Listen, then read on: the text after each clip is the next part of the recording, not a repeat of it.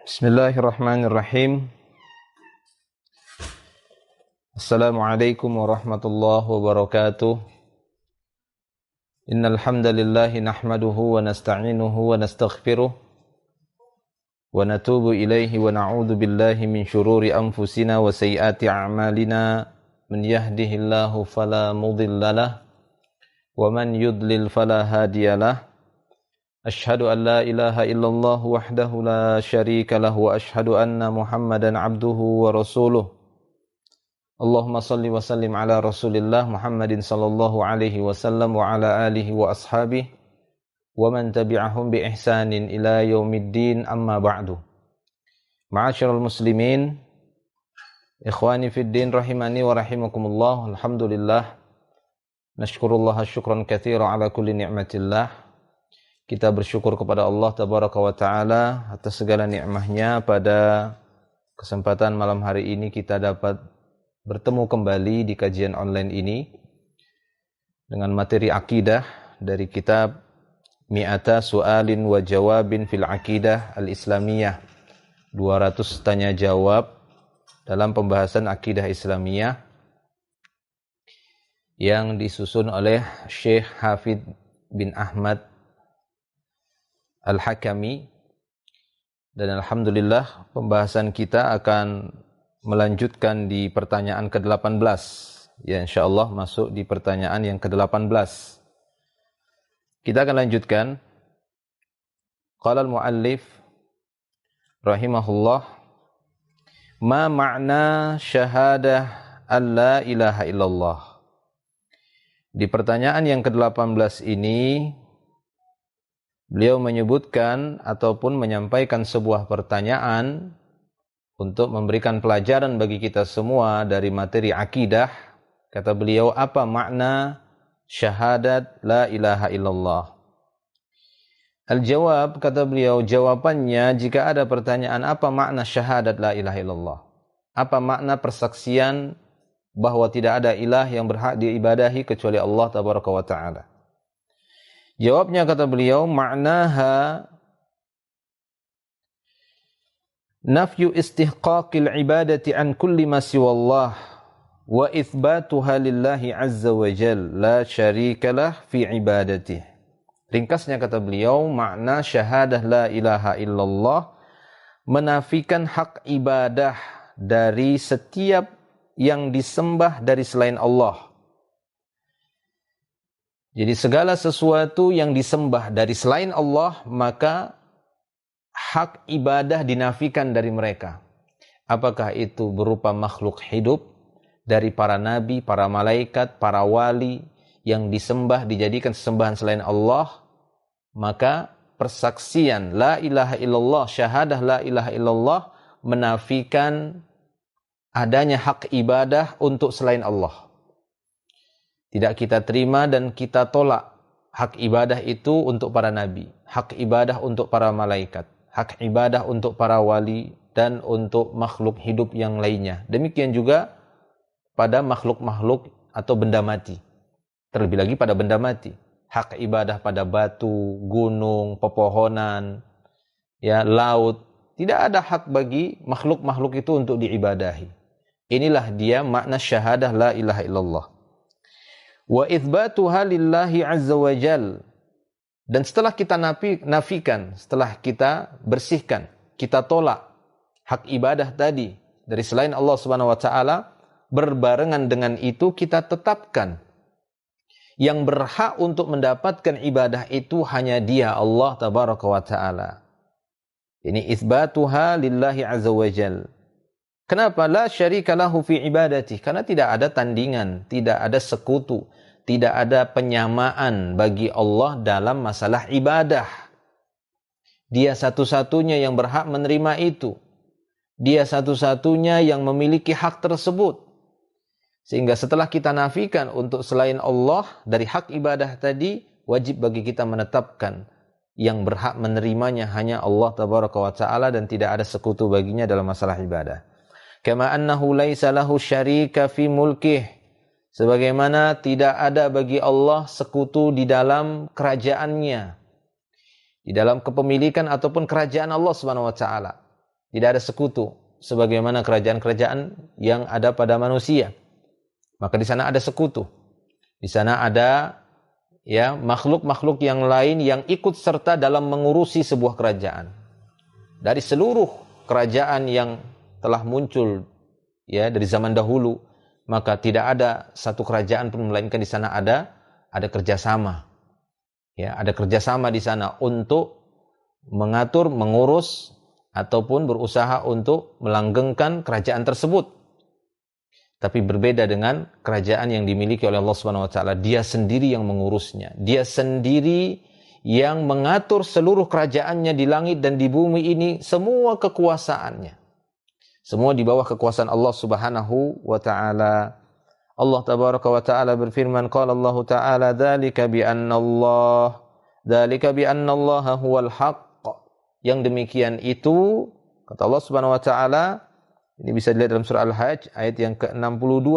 Yang demikian itu bahwasanya Allah lah yang paling berhak, maksudnya paling berhak untuk mendapatkan ibadah.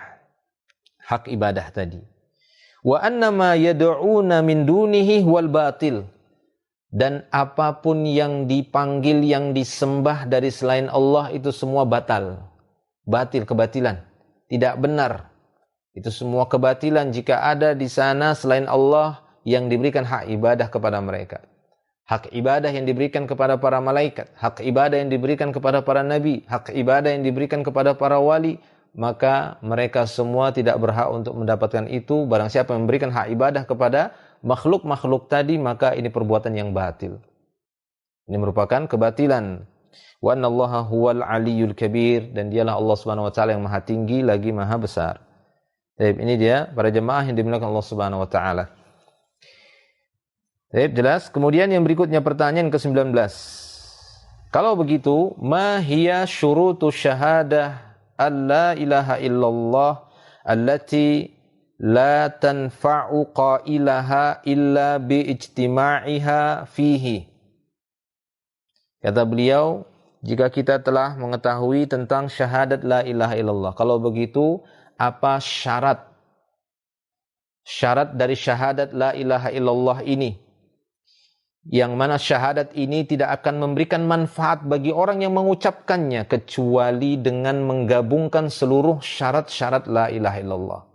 Kalau ada yang bertanya, apakah pernah di masa Nabi sallallahu alaihi wasallam Nabi menyebutkan syarat la ilaha illallah itu sekian? Ya. Sehingga sebagian mereka mengatakan, ini hanya buatan sebagian orang-orang yang memberat-beratkan saja. Pokoknya sudah la ilaha illallah udah. Ya, masuk surga. Benar, di sana ada hadisnya demikian. Kita tidak tolak itu. Diriwayatkan oleh Imam Ahmad dan mungkin yang lainnya. Nabi SAW menyebutkan, miftahul jannah la ilaha illallah. Kunci surga itu, kuncinya itu la ilaha illallah. Itu sepakat. Seluruh kaum muslimin, para ulamanya.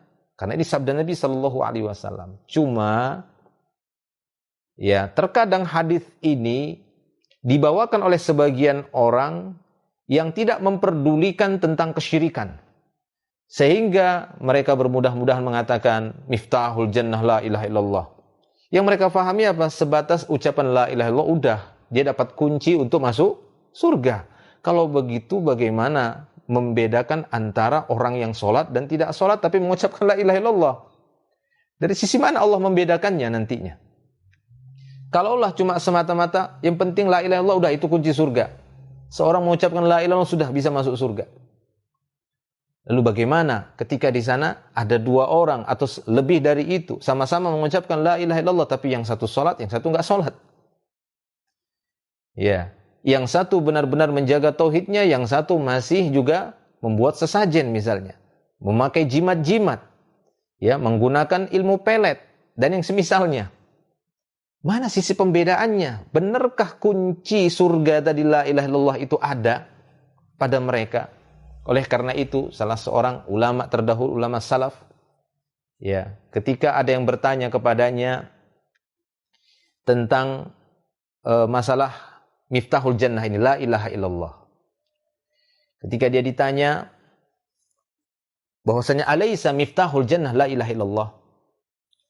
Wahab ibnu Munabbih, ya, kalau saya tidak keliru itu salah seorang ulama terdahulu, Wahab ibnu Munabbih, dan riwayat ini juga disebutkan oleh Al-Imam Bukhari secara mu'allaq, ya, secara mu'allaq.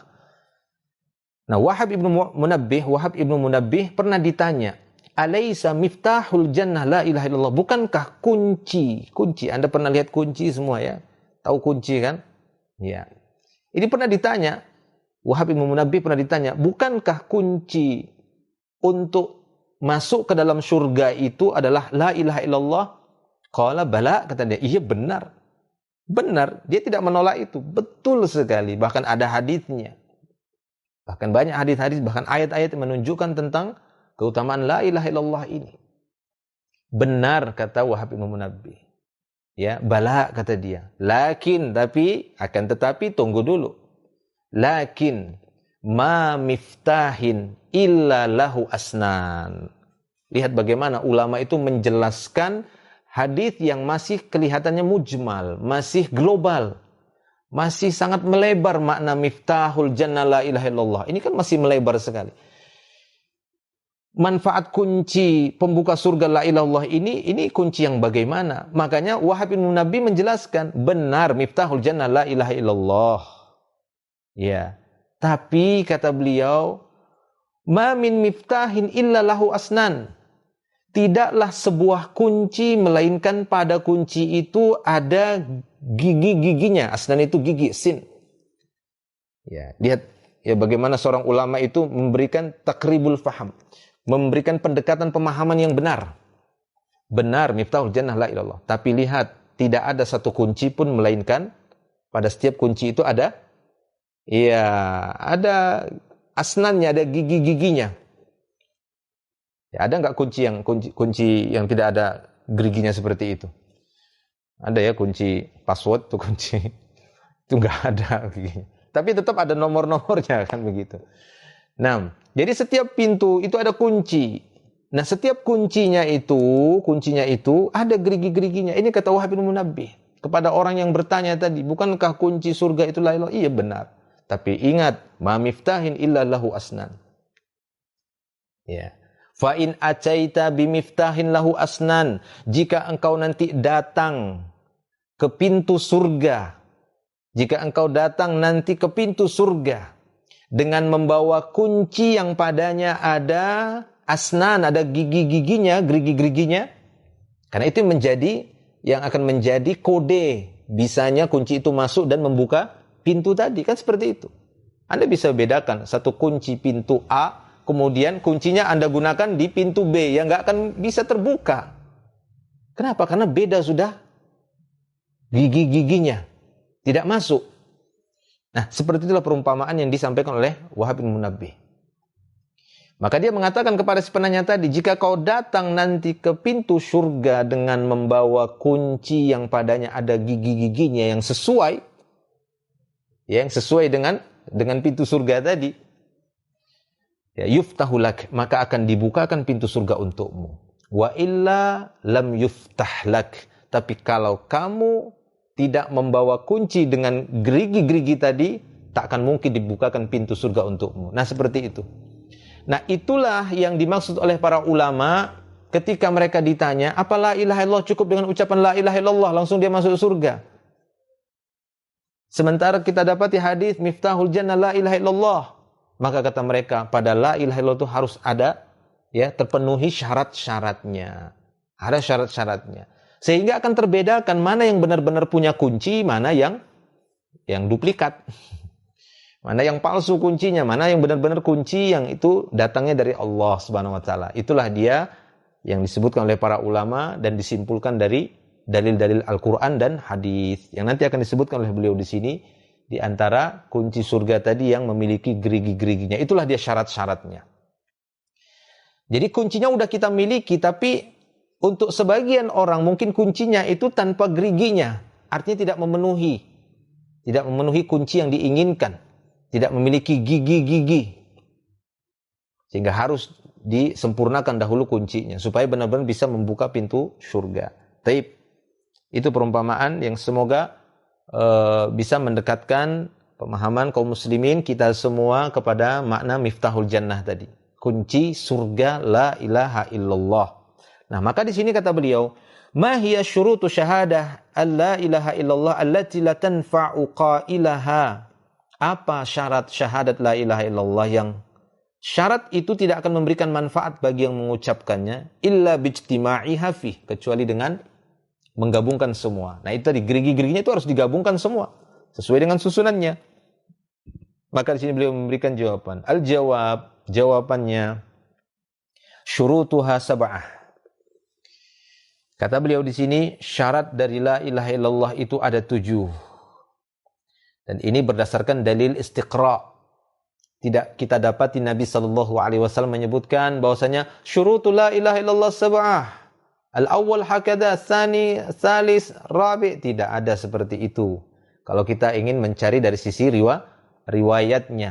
Akan tetapi berdasarkan kajian tadi, apa yang kita sampaikan tadi tentang makna miftahul jannah, yang harus memiliki gerigi-gerigi, itulah dia syarat-syaratnya. Sehingga terpenuhinya kunci tadi untuk membuka pintu surga. Disinilah para ulama berusaha untuk memperdalam dan melihat, meneliti dalil-dalil Al-Quran dan hadis, sehingga mereka menyimpulkan adanya 7 hal yang harus dimiliki oleh setiap insan untuk menyempurnakan kunci surganya itu tadi, la ilaha illallah yang sudah sering-sering dia ucapkan.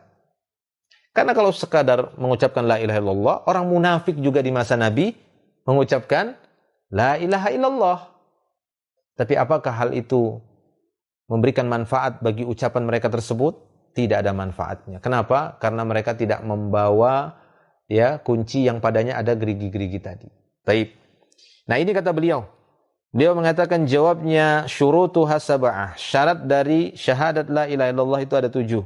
Al-awwalu al-ilmu bima'naha nafyan wa isbatan. Syarat yang pertama kata beliau, al-ilmu bima'naha, mengetahui makna syahadat la ilaha illallah. Nah, ini harus dipelajari oleh seseorang. Apa sih maknanya? Dia harus tahu ilmunya. Dia harus mengetahui kandungan yang terdapat di dalam persaksiannya la ilaha illallah. Nah, ini juga penting bagi orang-orang yang ingin bersyahadat la ilaha illallah, yang ingin masuk Islam. Ya, walaupun secara mudah dalam Islam mudah saja dalam mengucapkan la ilaha illallah, dan itu menjadi ketentuan dia telah masuk Islam, yaitu mengucapkan 2 kalimat syahadat tadi. Tapi di balik itu jangan dia berhenti dengan sebatas ucapan, dia harus pelajari karena dia sudah dapat kunci. Nah, sekarang tinggal bagaimana kunci itu dia penuhi sesuai dengan kode-kodenya, sesuai dengan bentuk geriginya, yaitu syarat-syaratnya tadi. Ini yang pertama kata beliau. Al-ilmu bima'naha nafyan wa isbatan, mengetahui makna syahadat la ilaha illallah, apa yang dinafikan dan apa yang ditetapkan. Seperti yang sudah kita singgung tadi. Apa sih yang dinafikan dari la ilaha? La itu kan penafian. Apa yang harus ditetapkan? Illallah, itu harus dipelajari. Itu dia harus diketahui. Itu yang pertama kata beliau, dan nanti dalil-dalilnya akan beliau sebutkan insyaallah setelah ini. Ats-tsani kata beliau, syarat yang kedua, istiqanul qalbi biha, keyakinan hati dengan syahadat la ilaha illallah tadi. Jadi wajib hatinya itu meyakini kebenaran yang ada pada la ilaha illallah yang sudah dia ketahui tadi maknanya. Nah, pertama dia harus tahu dulu makna itu, pelajari maknanya. Ketika dia sudah tahu, oh ini tuh makna la ilaha illallah. Apa syarat yang kedua? Istiqanul qalbi biha. Dia harus meyakini, hatinya harus meyakini kebenaran dari la ilaha illallah dan makna yang terkandung di dalamnya. Ats-tsalitsu yang ketiga, al-inqiyadu laha zahiran wa batinan. Al-inqiyad yakni tunduk, tunduk terhadap la ilaha atau syahadat la ilaha illallah tadi secara lahir dan batin. Al-inqiyad, tunduk patuh. Ini yang ketiga. Ar-rabi'u yang keempat, al-qabulu laha fala yaruddu syai'an min lawazimiha wa muqtadayatiha. Syarat yang keempat kata beliau, menerima syahadat la ilaha illallah tadi dan tidak menolak sedikit pun dari tuntutan atau konsekuensi syahadat la ilaha illallah. Karena syahadat la ilaha illallah ini memiliki lawazim, muqtadayat, yakni tuntutan. Tatkala seorang mengucapkan syahadah, maka ada tuntutan setelah itu, setelah persaksiannya tadi. Di antaranya seperti sholat, kemudian yang ini, itu, dan yang lainnya banyak. Ya, dia harus menerima itu semua, menerima konsekuensi dari la ilaha illallah tadi. Al-khamisu, yang kelima, kata beliau syarat la ilaha illallah, al-ikhlasu fiha. Ikhlas.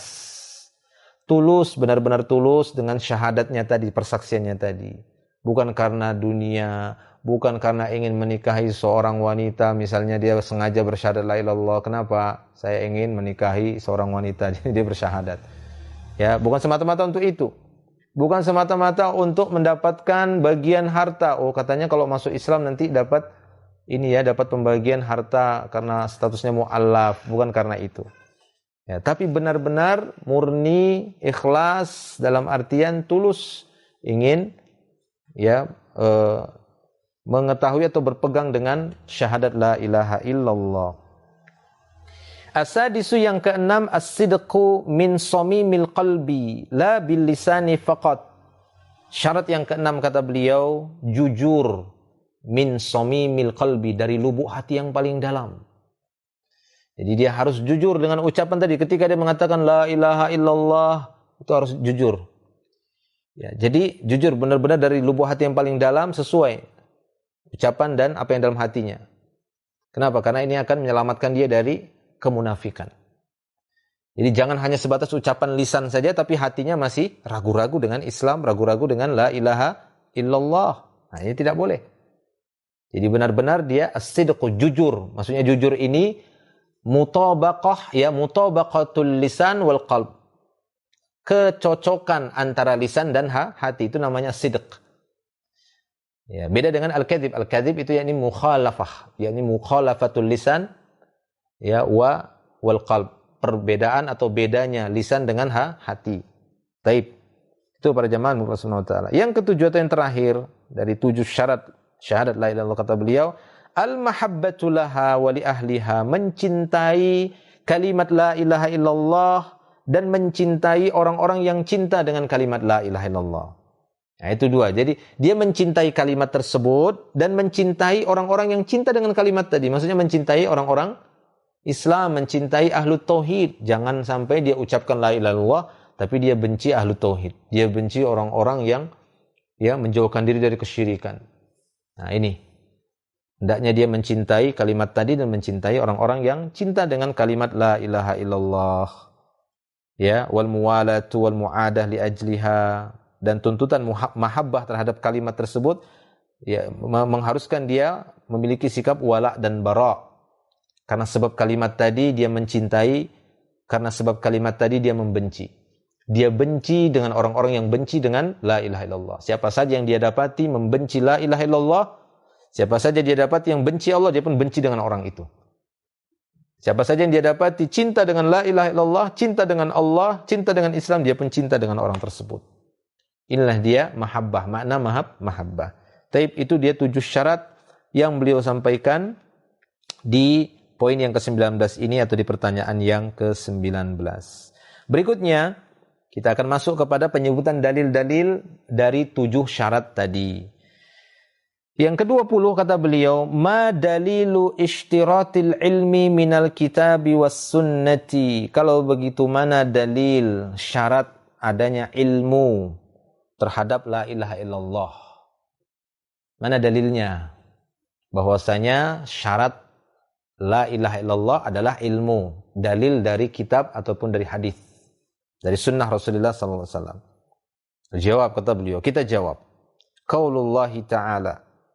Dalil-dalil Al-Quran ada pada firman Allah Tabaraka wa Ta'ala dalam surat Az-Zukhruf ayat 86.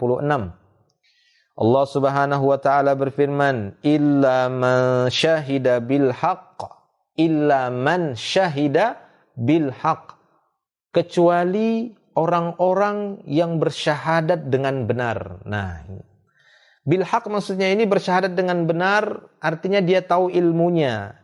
Bila ilaha illallah. Wahum ya'lamuna biqulubihim ma'na ma natiqu bih bi alsinatihim. Yakni mereka orang-orang yang mengetahui makna apa yang diucapkan oleh lisannya. Dia tahu maknanya. dia fahami dengan hatinya. Nah, itu dia makna illa man syahida bil haqq. Ataupun sabda Rasulullah sallallahu alaihi wasallam dalam sebuah hadis yang diriwayatkan oleh Imam Ahmad, Imam Muslim juga meriwayatkan hadis ini dari Utsman bin Affan, beliau sallallahu alaihi wasallam bersabda, "Man mata wa huwa ya'lamu an la ilaha illallah dakhala jannah." Beliau sallallahu alaihi wasallam bersabda, barang siapa yang meninggal dunia, barang siapa yang mati meninggal dunia wa huwa ya'lamu annahu la ilaha illallah wa huwa ya'lamu an la ilaha illallah dakhala jannah. Siapa saja yang meninggal dunia dan dia mengetahui makna la ilaha illallah, niscaya dia akan masuk surga. Nah, ini dia. Miftahul jannah tadi, kunci surga tadi harus punya gigi-giginya. Ya, di antara giginya itulah dia syarat yang paling pertama, dia harus tahu makna la ilaha illallah tadi agar dia bisa masuk ke dalam surga dengan kuncinya tadi. Taib, ini dia. Ini sesuai dengan hadis ini. Man mata wa huwa ya'lamu an la ilaha illallah dakhala jannah. Taib. Kemudian yang ke-21. Yang ke-21 kata beliau, ma dalilu ishtiratil yaqini minal kitabi was sunnah. Yang ke-21 kata beliau, kalau begitu apa dalil syarat yakin? Mana dalil dari kitab dan sunnah tentang syarat yakin? Karena tadi syarat yang kedua, kata beliau, dari syarat la ilaha illallah apa? Istiqanul qalbi biha. Yakinnya hati dengan kalimat tadi. Mana dalilnya kata beliau? Mana dalil syarat adanya yakin, baik itu dari Al-Quran dan sunnah Rasulullah? Jawab, kata beliau, jawabannya qaulullahi azza wa jal, firman Allah tabaraka wa ta'ala azza wa jalla dalam surat Al-Hujurat ayat yang ke-15. Allah tabaraka wa ta'ala berfirman, innamal mu'minuna alladhina amanu billahi wa rasulihi thumma lam yartabu. Kata Allah subhanahu wa ta'ala, sesungguhnya orang-orang yang beriman kepada Allah dan kepada Rasulnya, kemudian mereka tidak ragu-ragu. Berarti apa? Adanya syarat la ilaha illallah itu istiqanul qalb. Ya, yakinul qalb. Hatinya itu harus yakin. Jadi ini harus memang terkumpul syarat-syarat tadi. Kenapa? Karena para jamaah Allah Subhanahu wa taala, kalau cuma sebatas la ilaha illallah itu hanya sebatas yakin, ya, yakin saja, maka tidak ada yang tidak meyakini keberadaan Allah. Adapun seperti Fir'aun dan pengikut-pengikutnya yang seakan-akan mengingkari keberadaan Allah, ini kan kebohongan lisannya saja. Tapi hatinya, Allah Ta'ala bongkar hatinya tetap mengakui tentang keberadaan Allah. Wajahadu biha wastaiqanatha anfusuhum, kata Allah SWT. Mereka mengingkari tanda-tanda Allah SWT, padahal hati mereka nggak bisa menolak bahwasanya ini semua, alam ini merupakan tanda adanya Allah Subhanahu wa ta'ala. Maka tidak cukup seorang itu hanya sebatas yakin. Harus menggabungkan semua tadi, dari ilmu, yakin, dan seterusnya. Paham? Taib, seperti itu. Jadi ini dalilnya yang menunjukkan bahwasanya keyakinan itu sudah ada isyarat ataupun penunjuk dari Al-Quran. Atau kata beliau, qaulun Nabi sallallahu alaihi wasallam, sabda Nabi sallallahu alaihi wasallam dalam sebuah hadis yang diriwayatkan oleh Imam Muslim, Imam Ahmad, Ibnu Hibban, Al-Baihaqi. Dari Abu Hurairah radhiyallahu anhu, Nabi sallallahu alaihi wasallam bersabda, asyhadu an la ilaha illallah wa anni rasulullah. Aku bersaksi bahwasanya tidak ada ilah yang berhak diibadahi kecuali Allah, dan aku ini adalah utusan Allah. La yalqallaha bihima 'abdun fihima illa dakhal jannah. Kemudian kata beliau sallallahu alaihi wasallam, tidaklah seorang hamba bertemu dengan Allah dengan membawa dua persaksian tadi, ya, dengan membawa persaksian tadi, kemudian dia yakin dengan dua kalimat tadi, illa dakhalal jannah, melainkan dia akan masuk surga. Sehingga berdasarkan dalil-dalil ini, baik dari ayat Al-Quran tadi ataupun dari hadis, menunjukkan adanya syarat yakin terhadap syarat la ilaha illallah. Ini kata beliau. Dan beliau di sini menguatkan lagi dalil yang lainnya. Diriwayatkan oleh Imam Muslim, ya, Ibnu Hibban, Nabi sallallahu alaihi wasallam bersabda, "Man laqita wara'a hadzal ha'id yashhadu an la ilaha illallah mustayqinan biha qalbuh fabashshirhu bil jannah." Kata beliau sallallahu alaihi wasallam, siapa saja yang kau temui di balik dinding ini atau di balik kebun ini, kemudian dia bersaksi bahwasanya tidak ada ilah yang berhak diibadahi kecuali Allah, mustayqinan biha qalbuh, benar-benar hatinya itu yakin dengan kalimat tersebut, ya, fabashshirhu bil jannah, maka kabarkan dia dengan kabar gembira bahwasanya dia akan masuk surga. Itu dia. Ya. Taib. Kemudian itu jelas, itu dalil dari syarat yang kedua. Yang berikutnya, pertanyaan yang ke-22. Ma dalilu ishtiratil inqiyadi minal kitabi was sunnah? Yang berikutnya, mana dalil dari Al-Quran dan dari sunnah yang menunjukkan syarat adanya inqiyad? Apa itu inqiyad tadi? Tunduk dengan la ilaha illallah, patuh dengan la ilaha illallah. Mana dalil yang menunjukkan? Kata beliau, al-jawabu, jawabannya, qala Allah Ta'ala berfirman, ini bisa dilihat dalam surat Luqman ayat 22. Allah Ta'ala berfirman, wa may yuslim wajhahu ilallah, siapa saja yang menyerahkan ataupun pasrah kepada Allah. Ini dia. Siapa saja yang pasrah kepadanya, tunduk kepada Allah, wa huwa muhsin, dan dia dalam keadaan berbuat baik, faqad istamsaka bil urwatil wuthqa, maka sungguh dia telah berpegang teguh dengan tali yang kokoh. Wa qala Nabi sallallahu alaihi wasallam, dan beliau juga membawakan sabda Nabi sallallahu alaihi wasallam. Beliau bersabda, la yu'minu ahadukum hatta yakuna hawahu tabi'an lima ji'tu bih. Ya, beliau sallallahu alaihi wasallam bersabda, tidaklah beriman salah seorang di antara kalian sehingga hawa nafsunya benar-benar ikut dengan apa yang aku bawa. Walaupun sebagian ahlul hadis mendhaifkan hadis ini. Ya, mendhaifkan hadis ini, akan tetapi hal ini tidaklah menafikan bahwasanya adanya syarat inqiyad tadi. Karena di sana ada dalil yang lain. Ya, baik itu tadi dari Al-Qur'an atau di sana ada dalil-dalil yang lain menunjukkan tentang adanya syarat inqiyad. Adanya syarat tunduk pasrah terhadap la ilaha illallah dari syarat la ilaha illallah. Taib, yang berikutnya. Yang ke-23, ma dalilu ishtiratil qabul minal kitabi was sunnati? Kalau begitu, mana dalil dari Alkitab dan Sunnah yang menunjukkan syarat al-qabul? Yang menunjukkan syarat al-qabul, yaitu menerima la ilaha illallah. Seperti yang kita sebutkan tadi, syarat yang keempat, al-qabul. Ya, bimaknaha, menerima makna la ilaha illallah tersebut. Menerima kelazimannya, muqtadayatnya. Tapi mana sekarang? Sekarang mana dalil-dalilnya? Kata beliau, al-jawab, jawabannya, qala Allah Ta'ala berfirman, fi sya'ni man lam yaqbalha. Allah Subhanahu wa Ta'ala berfirman tentang keadaan orang-orang yang tidak menerima la ilaha illallah ini dengan lapang dada. Ya. Yaitu pada firman Allah Subhanahu wa Ta'ala, ini bisa dilihat di dalam surat As-Saffat ayat 22 dan seterusnya.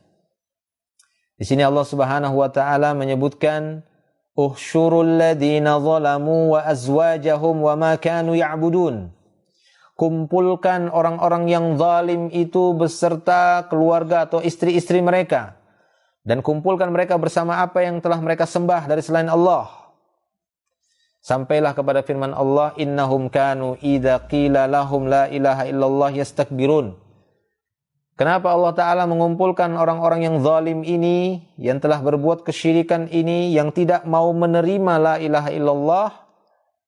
Ya, sungguhnya mereka dahulu semasa di dunia, idza qila lahum, jika dikatakan kepada mereka la ilaha illallah yastakbirun. Jika dikatakan kepada mereka ini la ilaha illallah, mereka sombong, enggak mau terima. Nah, maka ini merupakan salah satu syarat dari syarat la ilaha illallah adalah al-qabul. Harus menerima la ilaha illallah tersebut. Kalau dia tidak menerimanya, maka dia sombong dari la ilaha illallah. Wa yaquluna, dan di antara balasan mereka terhadap penolakan mereka, tidak menerima la ilaha illallah, mereka berkata apa? A inna latariku alihatina, apakah kami harus meninggalkan Tuhan-Tuhan kami ini li syairin majnun, hanya gara-gara seorang penyair gila ini. Ya, justru mereka menuduh Nabi SAW sebagai penyair gila.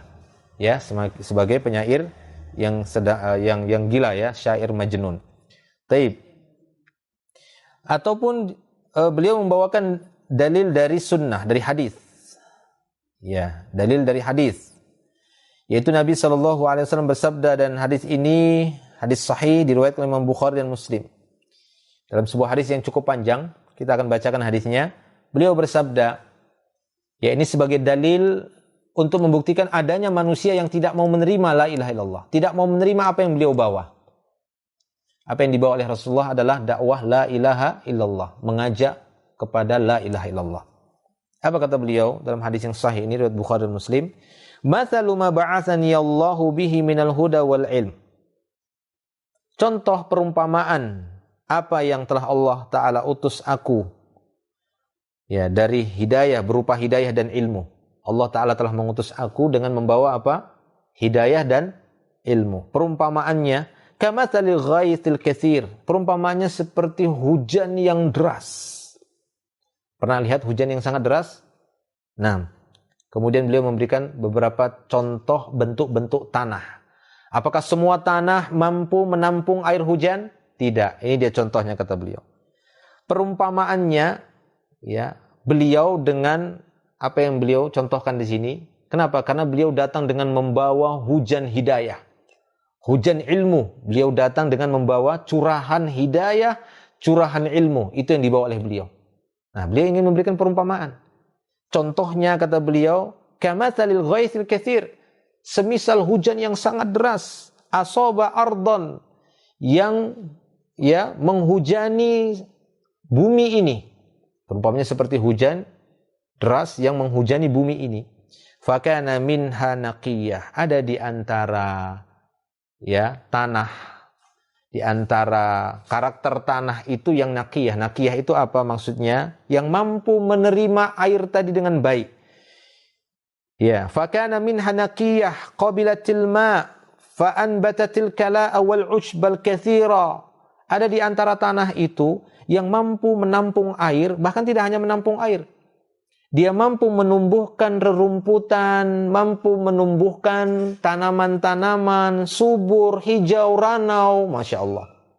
Jadi tidak hanya sebatas menampung air saja, tapi bahkan bisa menumbuhkan. Ini perumpamaan orang yang benar-benar menerima curahan ilmu dan hidayah dari Rasulullah SAW. Ini contoh pertama. Adanya orang-orang yang benar-benar mampu menampung curahan hidayah yang dibawa oleh Rasulullah dan curahan ilmu yang dibawa oleh Rasulullah. Yang berikutnya, contoh yang kedua kata beliau, ya, wa kana minha ajadibu amsakatil ma'a fa nafa'allahu bihin nasa fasharibu wa saqaw wa zara'u. Ya, namun ada jenis tanah yang kedua kata beliau. Bagaimana itu tanahnya? Ya, ini tanah yang hanya mampu menampung air saja. Sehingga Allah Subhanahu wa taala memberikan manfaat kepada manusia. Manusia mengambil air dari tempat penampungan tadi. Manusia mengambil air minum dari sana.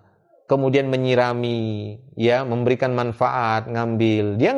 Dia tidak memiliki kemampuan kecuali apa? Nampung air saja. Nah, ada sebagian manusia yang seperti itu.